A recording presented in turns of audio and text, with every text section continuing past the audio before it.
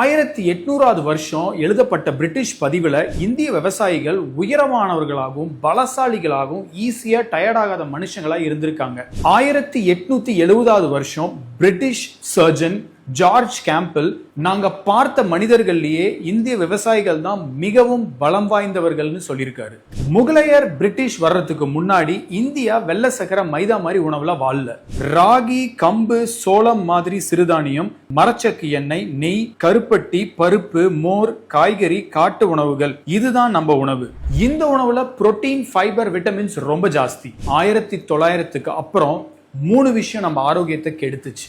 Number 1 cash crop. ஆங்கிலேயர் நம்ம விவசாயியை ஃபோர்ஸ் பண்ணி காட்டன், ஓபியம், டீ, இண்டிகோ வளர்க்க வச்சாங்க. இதனால பஞ்சமும் புரோட்டீன் குறைஞ்ச தலைமுறையும் உருவாச்சு. Number 2 refine sugar and maida. கருப்பட்டி, சிறுதானியம், கோதுமை மாவு ரொட்டி எல்லாம் மாறி வெள்ளை சர்க்கரை, மைதா, வெள்ளை அரிசி திணிக்கப்பட்டது. 3வது மூமெண்ட் லாஸ். சிலம்பம், மல்யுத்தம், கபடியில் இருந்து டெஸ்க் ஜாபுக்கு ஷிஃப்ட் ஆகி லைஃபையே ஷிஃப்ட் பண்ணிட்டோம். இந்தியா டயபெட்டிக் கேபிட்டல்ன்ற ஒரு பேரும் கிடைச்சிருச்சு. ஆனா இன்ட்ரெஸ்டிங் ட்விஸ்ட் என்ன தெரியுமா? நம்ம மில்லட்ஸ் அமெரிக்கா, ஐரோப்பிய சந்தையில் சூப்பர் ஃபுட்.